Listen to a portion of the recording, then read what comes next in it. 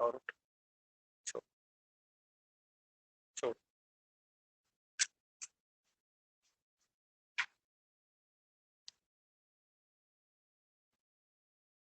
बैठ जा। हाँ जी, बात समझ में आ रही है। तो अभी मैंने कहा, आप देखोगे जाड़ा के दिन में आपके घर में बाल्टी में पानी होगा, देखना भाप उड़ रहा होगा। अब समझ आ गया ना। तो ये प्रॉपर्टी की वजह से हम इसे यूनिवर्सल सॉल्वेंट कहते हैं। और जो सबसे खास बात थी कि जल केवल उन्हीं को घोलता है जिनमें कोवैलेंट बॉन्ड यानी पोलर कोवैलेंट बॉन्ड होता है। कोवैलेंट बॉन्ड होता है, पोलर कोवैलेंट बॉन्ड होता है। समझ आ गया। इसलिए इस पृथ्वी पर अधिकांश चीजों को वो अपने में घोल लेता है, राइट है। इस वजह से हम इसको सार्वत्रिक विलायक कह देते हैं।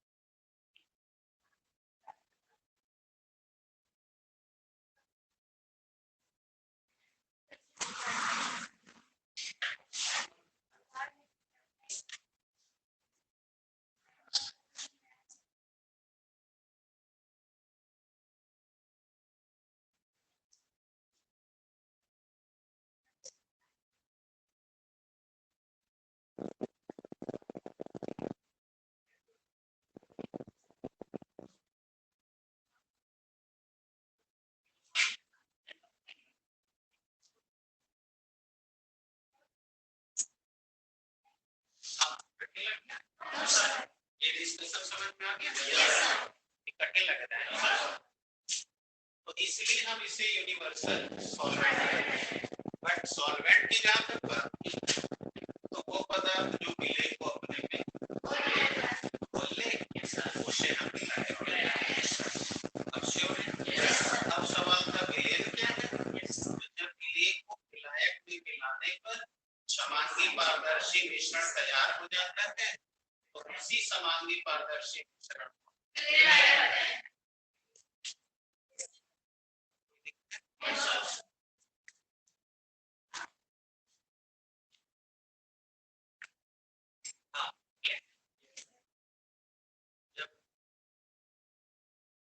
इसी विलेय को एक उपयुक्त विलायक में मिलाया जाता है।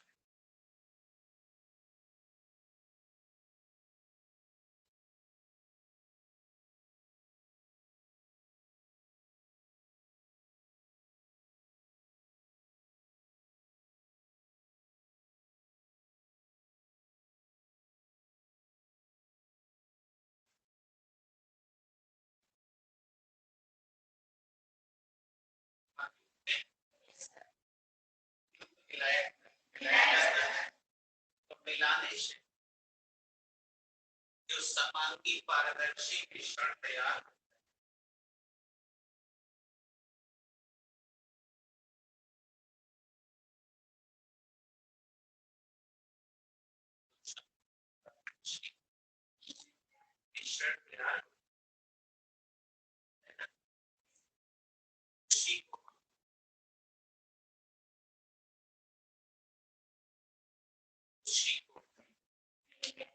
विलियन कहते हैं। अब बताओ कठिन तो नहीं लग रहा है? जितना मैं डिस्कशन कर रहा हूं वो ज्यादा ध्यान से समझना, क्योंकि वही तुम्हारे को पार कराएगा। ये तो रट्टा मार लोगे हो जाएगा काम, लेकिन वो रट्टा से नहीं चलेगा, यहां से चलेगा। अभी दिक्कत है। अब सवाल उठता है कि विलियन की विशेषता क्या होती है? तो विलियन की विशेषताएं, एडवांटेजेस ऑफ सॉल्यूशन।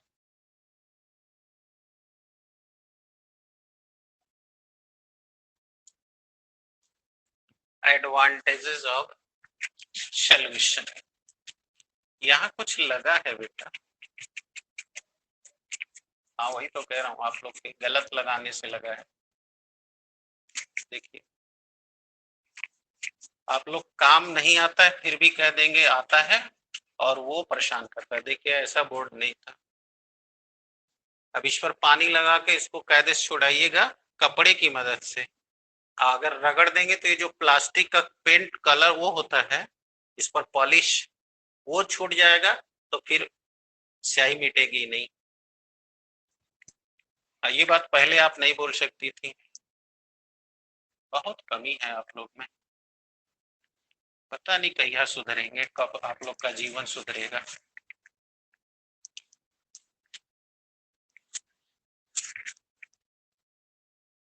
जरा वो पानी उठाइए।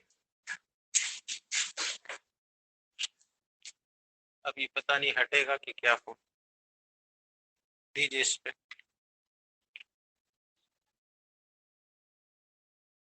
बस करिए, पकड़ लेगा छोड़ेगा।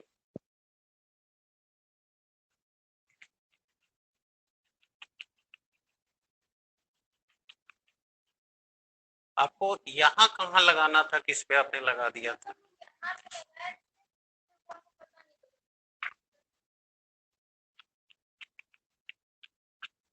देखिए रगड़िए।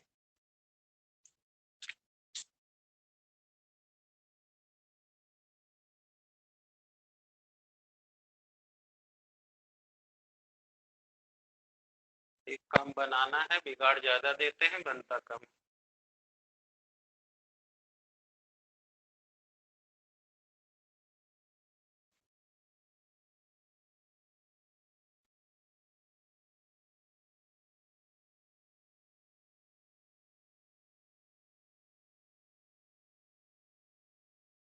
तो पेंट छूट रहा होगा, छोड़ दीजिए, बिगड़ जाएगा। और चलिए बैठिए।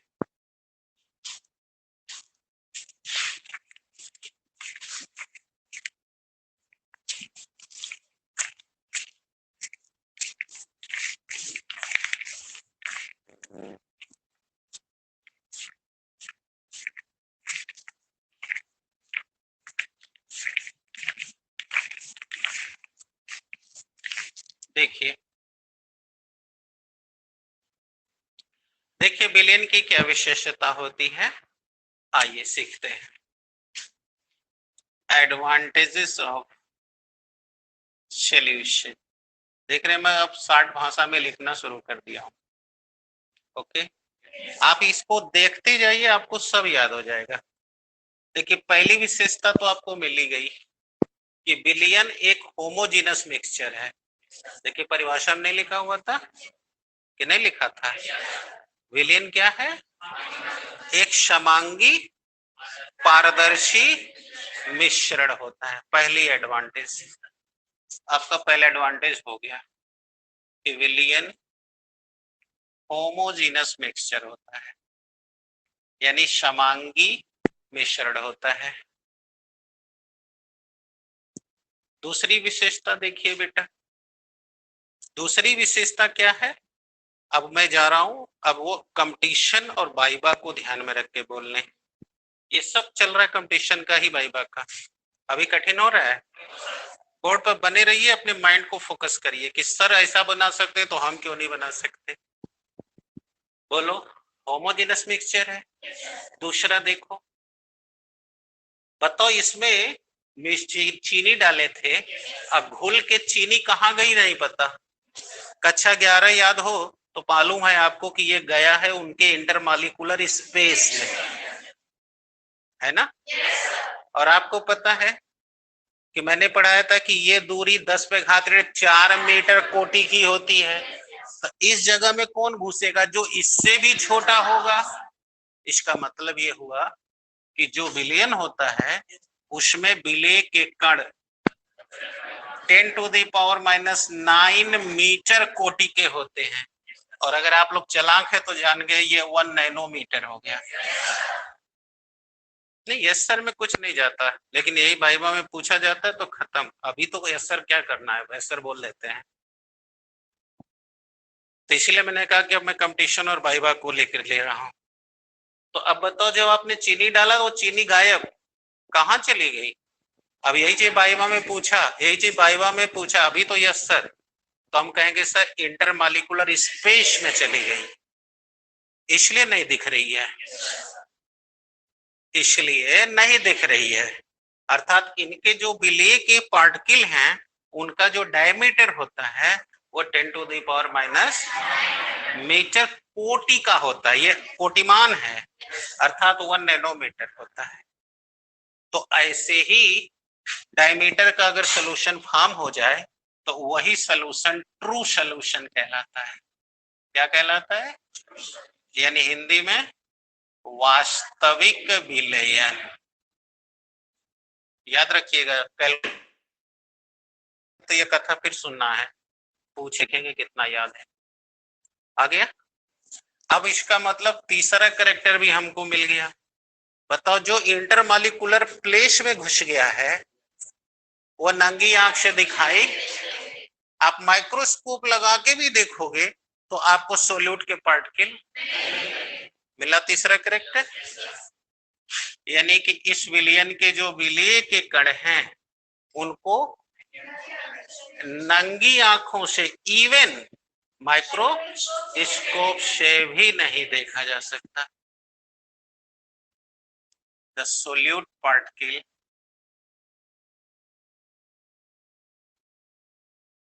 cannot be seen by naked eyes even by microscope।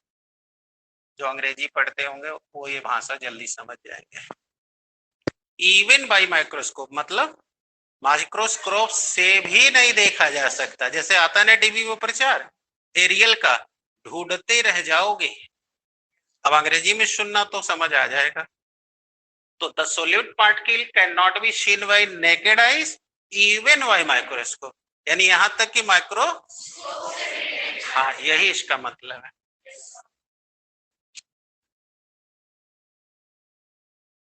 चले, तो विलेय के कणों को विलयन के अंदर सूक्ष्मदर्शी से भी नहीं देखा जा सकता है। देखिए 3 कैरेक्टर हो गया।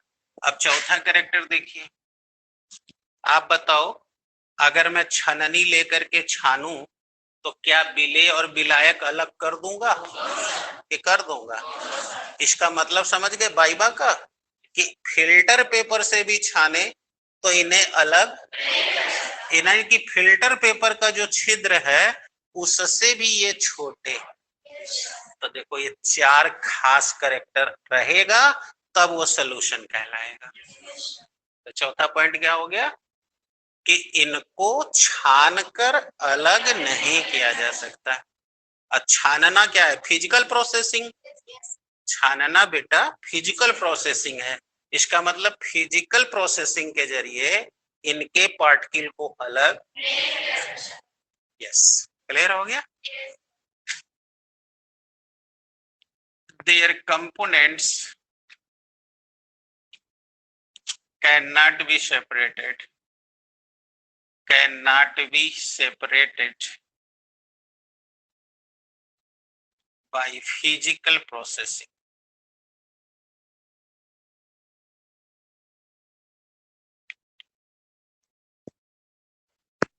इसका मतलब है कि विलेय और विलायक से ही बनता है, तो जो जिससे बनता है उसे अवयव कहते हैं। तो उनके अवयवों को छान कर भी अलग, और छानने को हम कहेंगे भौतिक प्रक्रम, अर्थात किसी भी भौतिक प्रक्रम से अलग। तो इसका हिंदी अर्थ हो गया कि विलयन के अवयवों को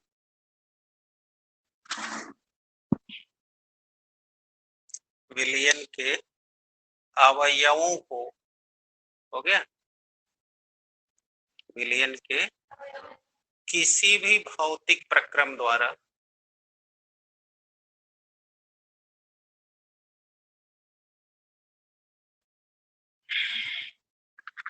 किसी भी भौतिक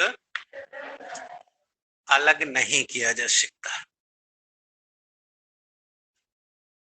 आ गया सर? तो बताइए, ये पॉइंट जो मैंने चूज किया आपको इजीली क्लियर हो गया? तो ऐसे ही तैयारी करते हैं। तो ये आ गया बिलियन का पूरा। ओके, अब जानना होगा बिलियन का प्रकार। हेडिंग डाल दीजिए। तो कल का टॉपिक होगा बिलियनों का प्रकार।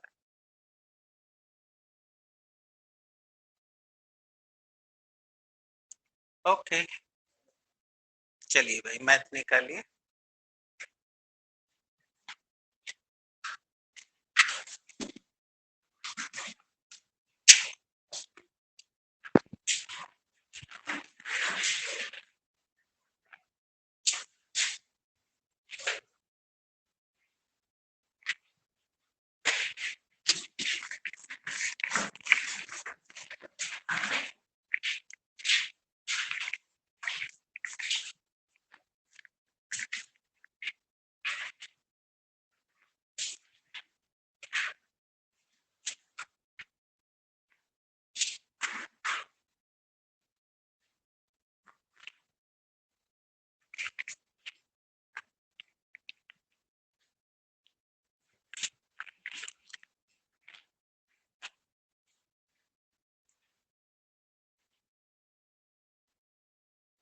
चले, चलिए बोलिए।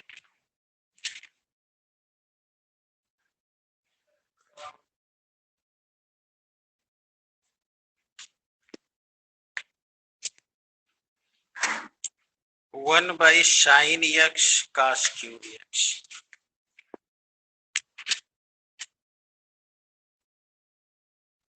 One by sine x cos cube x. तो पहले क्या करोगे? इंटीग्रेट करोगे। Integration sine x into cos cube x dx। अब तुम लोग को चूंकि सारे सूत्र जो पढ़ाए गए वो याद हैं, अतः सोचोगे तो समझ में आएगा कि इसका तो कोई फार्मूला ही नहीं है। तो जब किसी चीज का फार्मूला नहीं होता है तब वहां या तो हम सब्स्टिट्यूट करके लगाते हैं या फिर उसे हल करते हैं ताकि वह फार्मूले में कन्वर्ट हो जाए। तो अगर हम यहाँ साइन को मान लें तो साइन को मानने पर कास तो आ जाएगा, लेकिन वो नीचे है, अतः कोई फायदा नहीं हुआ। कास को भी माने तो साइन आ जाएगा, लेकिन वो भी नीचे है, अतः फायदा नहीं होगा। तो इसलिए अब हमारे पास सूत्र को सब्स्टिट्यूट करने का कोई प्लान नहीं है। तब एक ही प्लान है कि इसको हल कर लिया जाए। तो बोलो यहां मुझे कुछ हल मिल गया। बोलो एक को sine square x plus cos square x लिखा जा सकता है। तो पहले कैसे कॉन्सेप्ट उठाए हैं, क्लियर हुआ है? अब साइन एक्स इंटू, अब समझ आ गया? तो अब ये जो है दोनों के बटा है, तो एक बार इसके साथ लगा दीजिए, एक बार, तब रास्ता बन जाएगा। इंटीग्रेशन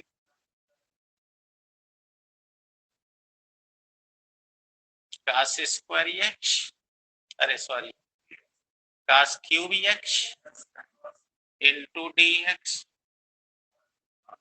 बोलिए cos square x cos cube x into d x. क्या आ रहा है या और समझाएं? क्लियर है? तो एक साइन से, तो अब ये हो जाएगा, और ये cos क्यूब एक्स है, तो बोलो इसे cos x into cos square x लिख सकते हैं। यहां बोलो cos से cos पूरा कट जाएगा, तो पहले देख ले कुछ फायदा, हाँ फायदा है, तो रुक जाओ, इसको भी ऐसे करो, देखो क्या फायदा है और क्या करें। अगर इसको भी मैं एक कास गुणे कास कर दें और एक कास से एक कास काट दें, तो कास बटे साइन काट हो जाएगा, एक बटे कास स्क्वायर बचेगा, तो उसको सेक स्क्वायर कर देंगे, और सेक मान ले तो टेन मान ले तो सेक आ जाएगा। तो यहाँ एक को काटने से फायदा है, दोनों काटने से फायदा नहीं है, क्योंकि तब सूत्र बनेगा नहीं।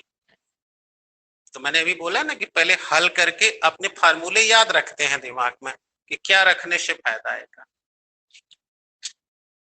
तो बोलो cos x into cos x sine x cos cube x d x, एक ठे काट दे। अब बोलिए इतना माने टेन, तो टेन एक्स, ये बोलो एक बटे cos sec square x d x, और अब बोलिए इतना माने कॉट और इतना माने सेक स्क्वायर एक्स। अब दूसरी बात पकड़िए, काट का सेक का फार्मूला नहीं होता, अगर यहाँ काट जो है उसके जगह टेन हो जाता तब काम बन जाता, क्योंकि टेन मान लेते सेक आ जाता, तो इसलिए इसको टेन में कन्वर्ट कर दो। बोलो इंटीग्रेशन 1/10x लिख सकते हो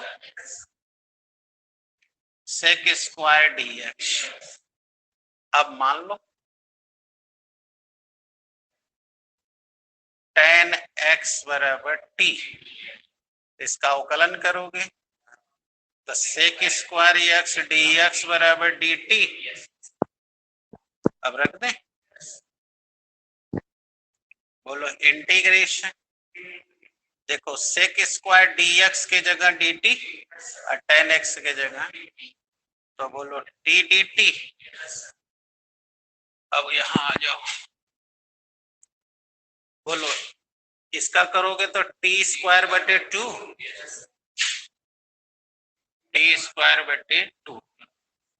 अब यहां देखो, रुक जाओ, ये टी हो गया और सेक स्क्वायर डी एक्स बराबर डी टी, तो 1/t, 1/t डी टी। अब बोलो t क्या माने थे 10x, बोलो tan square x by 2 log t plus c. अब बोलो 1/2 tan square x plus log tan x plus, check, ठीक है, आया कि फिर बतलाएं?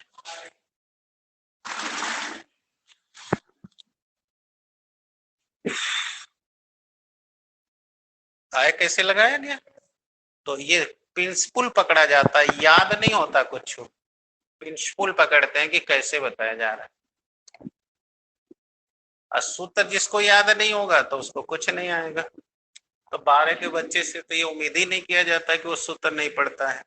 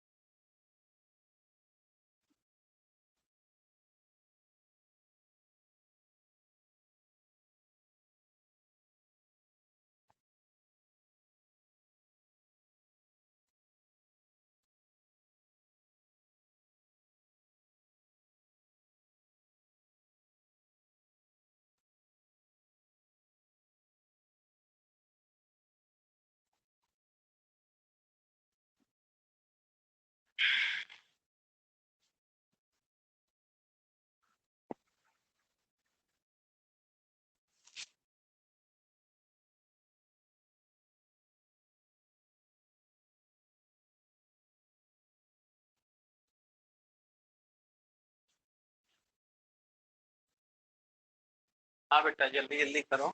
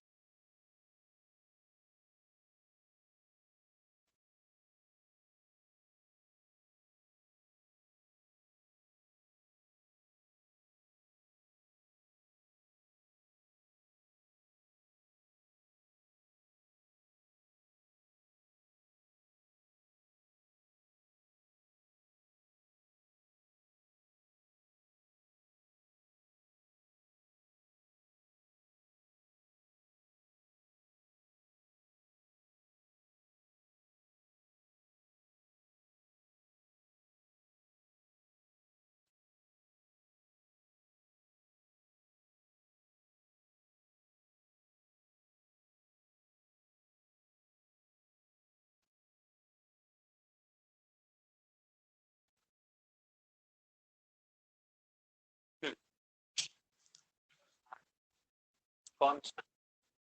21 21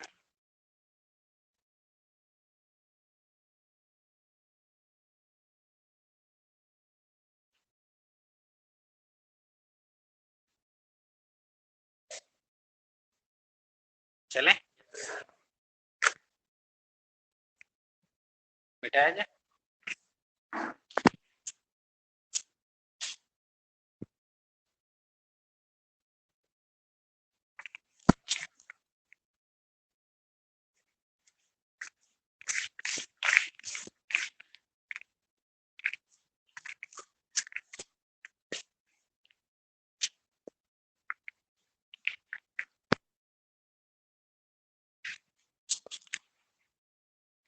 साइन यूनिवर्स काश एक्स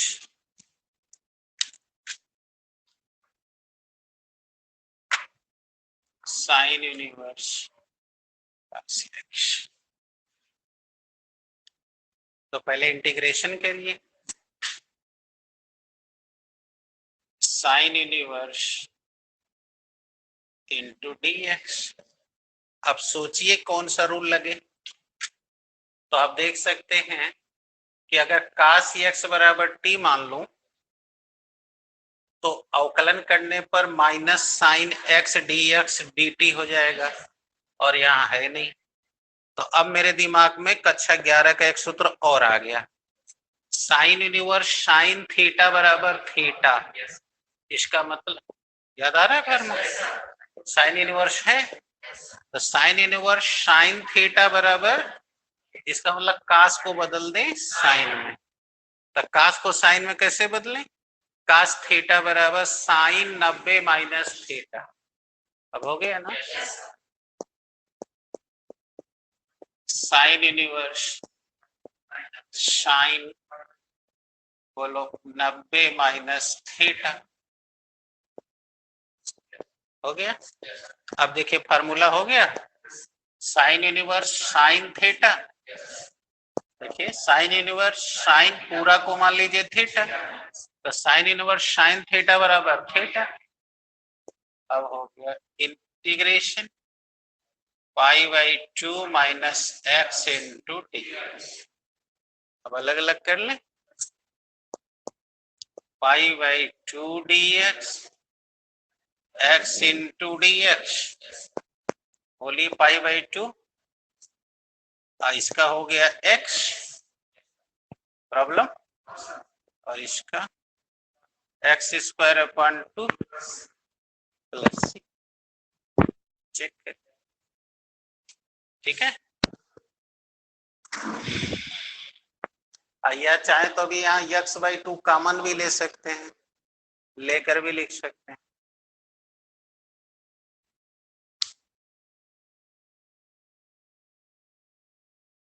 है बेटा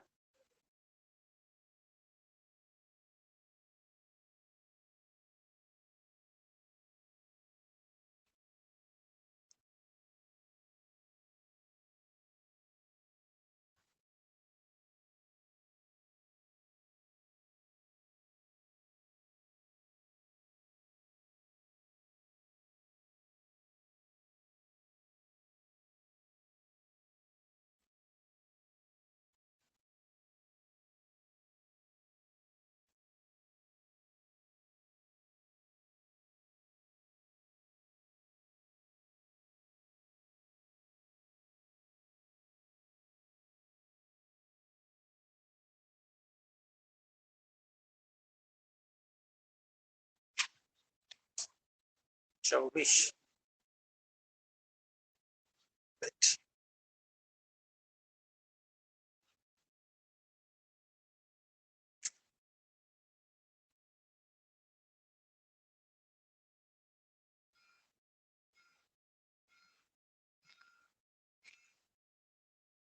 चलें, कोई डाउट? आइए, इन्होंने 24 नंबर क्वेश्चन पूछा है।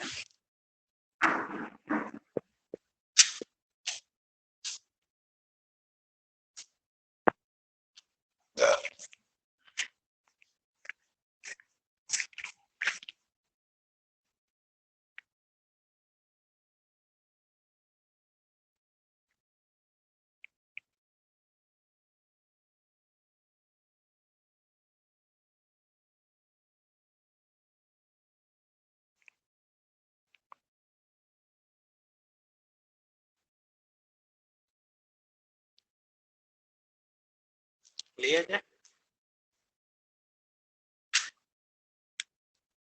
Integration e power x 1 plus h बटे cos square e power x into x। चले, इंटू dx। तब क्या किया जाए, सोचिए क्या किया जाए। हाँ, मुझे तो समझ आ गई। e पावर x बराबर t मान लीजिए, क्योंकि ऐसा मानने से ये आ जाएगा। देखिए, ये गुणन विधि से अवकलन होगा।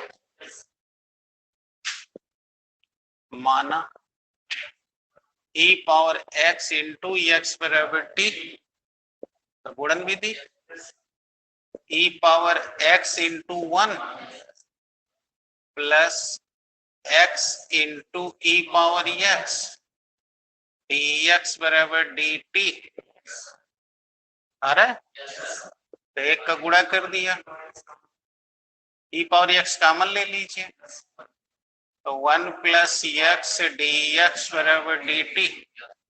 आ गया कि नहीं आ गया? और अब इसको लिख दीजिए। बोलो हाई टोटल माने डी टी हो गया और नीचे हो गया। अब इसको सेक कर दें, नहीं कर दें? तो integration sec square t d t. अब सेक स्क्वायर का फार्मूला नहीं होता, सेक स्क्वायर का फार्मूला होता है, हम आपको भुलवा रहे हैं, टेन टी प्लस सी। तो अब हो गया टेन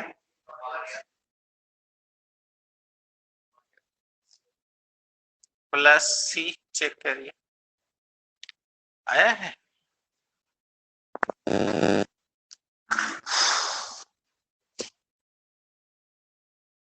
फिर से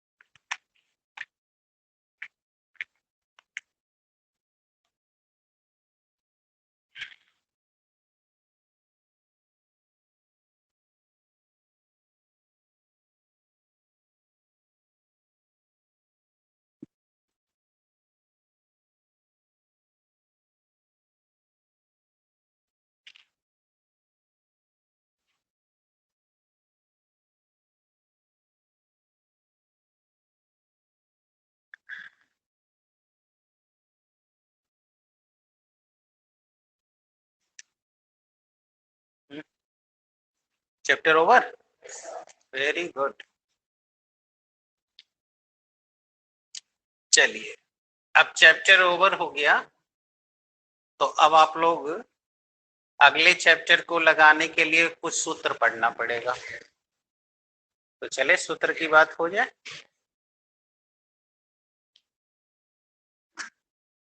अब कोई डाउट है?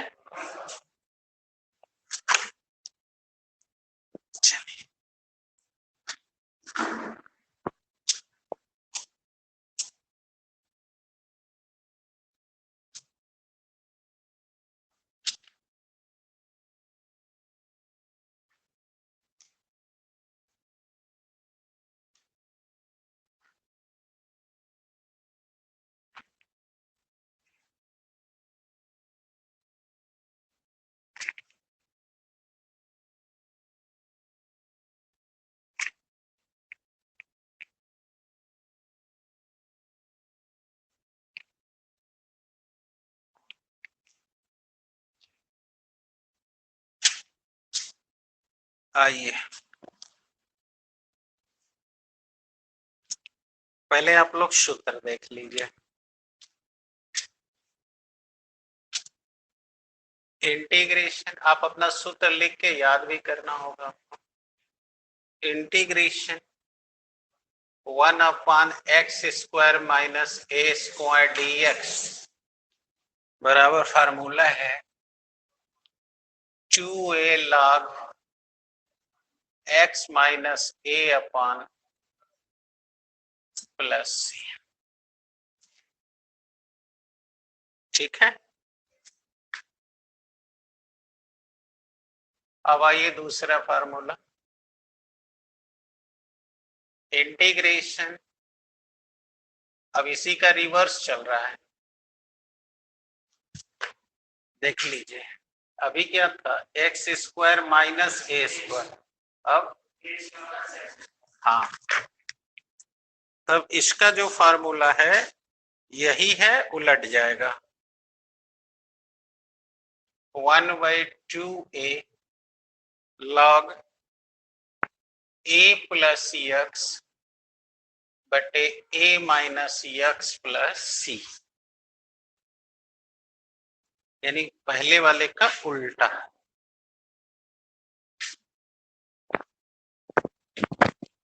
अब फार्मूला नंबर 3 देखिए।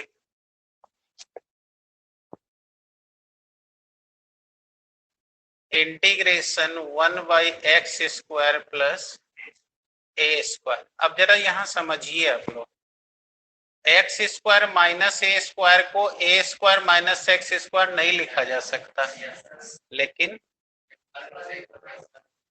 लिखा जा सकता है। यानी कि इसके दो फार्मूले हैं, लेकिन इसके a² प्लस x² रहे चाहे वही रहेगा। तो इसका फार्मूला होता है 1/a tan inverse x upon a। आ गया 1/a tan inverse x upon a। अब आइए चौथा फार्मूला, इसी का अंडर रूट आएगा 1/√x² माइनस a² dx। चले, तो फार्मूला है log x mod x plus √x² minus a² plus c। फिर अगला है पांचवा formula, integration 1/a² minus x² dx।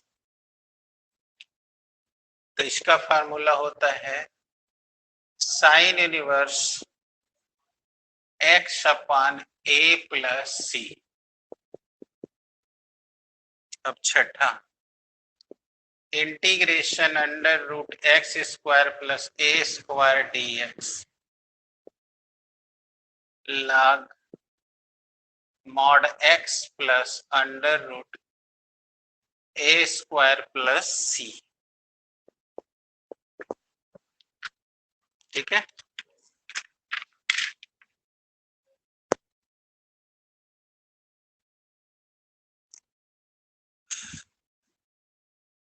Brush. तो ये 6 फार्मूले हैं, राइट।